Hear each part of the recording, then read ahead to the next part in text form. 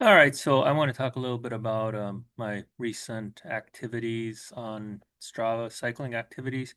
So I've made some modifications in the way I cycle. I love climbing standing, so I was working a lot on that.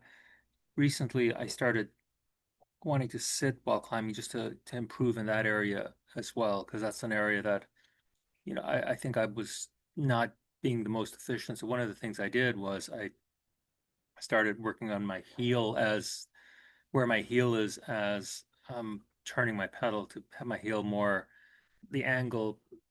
I don't know how to explain this. The angle of my foot to increase where the heel is closer to the ground as I'm reaching the ground itself. I saw that in a recent video that was posted here on YouTube that this is a way to become more efficient to gain more power when climbing. And I actually like doing it a lot. So I started practicing it and now to me, it makes climbing so much easier while I'm seated. I still like to stand up and climb as well. So I just wanted to look at some recent data that I have. Now, there's this view match rides. Well, the thing is I have two rides here, and one is using the Fitbit and one is using Strava. I also use Kuspo. So they all come in different, they all give me different data. So I just use the Strava when I log my data.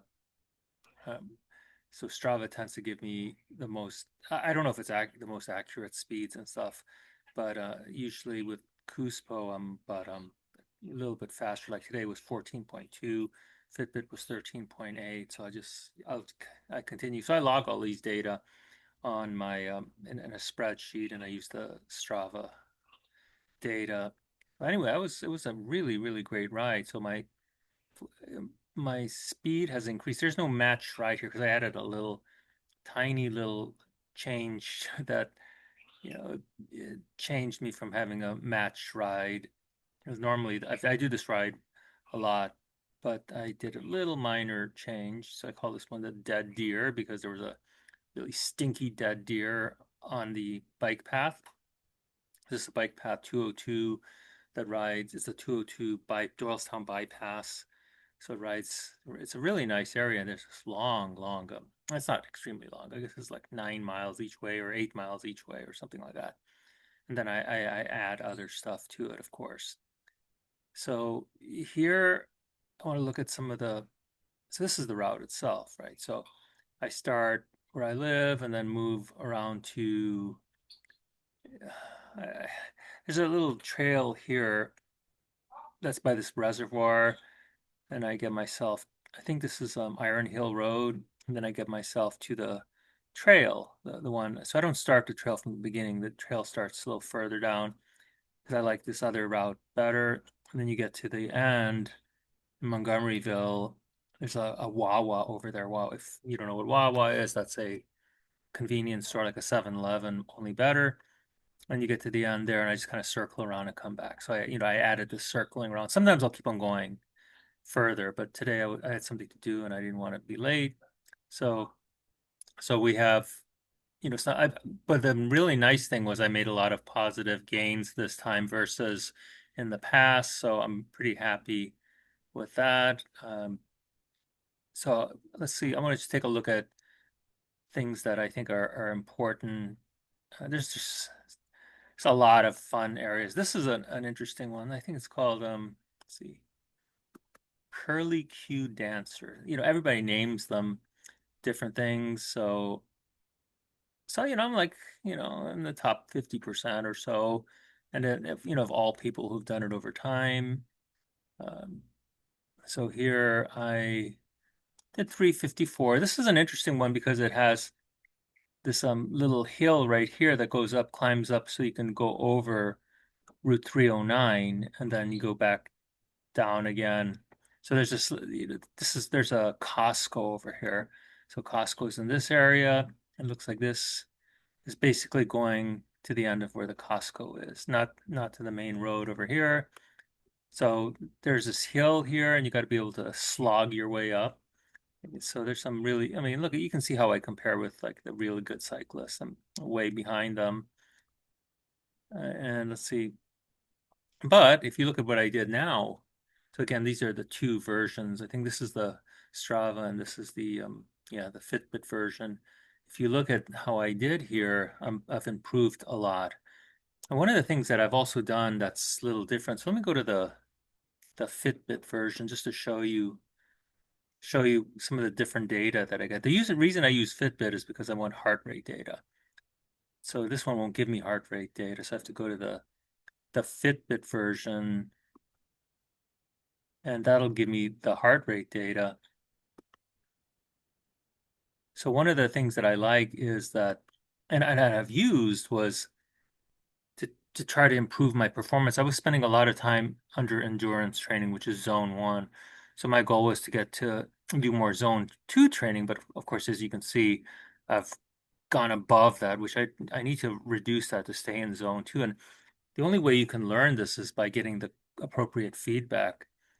According to some of these in this global cycling network, yeah, some of the hosts tell you that, what you want to do is you want to find where you can talk, but it's a little more difficult to talk than if you can talk freely. So that's talking freely without an issue while you're cycling is zone one.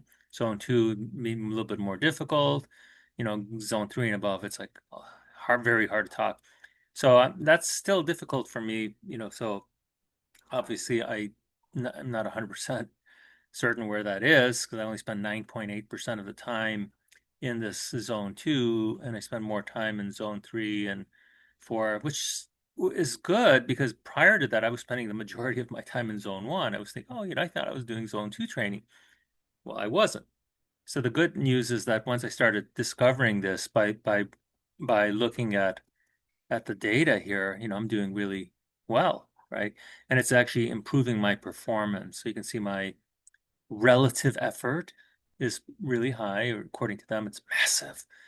Yeah, it's great. So I've had a couple of days that are really, really good. Now that I'm starting to understand things, estimate power curve, you can see how power changes throughout the ride. It's always higher in the beginning. Estimated 25 watt distribution. Yeah. So you can see where so this is interesting because see how you have the average power here, but clearly if you look at this, you'll see that this is not what's called a normal distribution. Normal distribution is about any of you who are know my channel. I'm a statistics professor too, so average is not a really good way to look at these data because this has a really high level right here. This is actually you could actually this almost looks like a zero inflated Poisson distribution to me. Well, anyway, you wouldn't want to use a mean because a mean doesn't or average. That doesn't make any sense here at all. So that's kind of stupid. They need to fix that. But anyway, so this is really cool. And using these data, I was able to make some changes to how I am cycling. And it's awesome. You can see where the heart rate is, and this is great. It's today my maximum heart rate. What was my maximum heart rate today? Let's see. Overview, maximum heart. Does it tell me? Yes. I went from 121 to 161. Whoa. Old guy like me, I'm 62 years old, so I can still do it. Yeah, the other day I was a little nervous because it's hard work, and I'm not young. So when your heart rate starts maxing out, it's like, whoa, am I going to be okay? Yeah, so I keep on pushing myself to because I know my body is doing well and I get regular physicals. Uh, the thing is that I'd rather live enjoying life and working out and having fun than sit around all day and just waiting to die. That's what most people do. It's sad. I don't mean to be this to be such a bummer of a type of conversation, but that's what most people do. You go out and you enjoy yourself, and heck, if life wants to take you while you're having a good time, let it, because that's what the beauty of life is. So I do it and have fun. But anyway, thank you very much, everybody.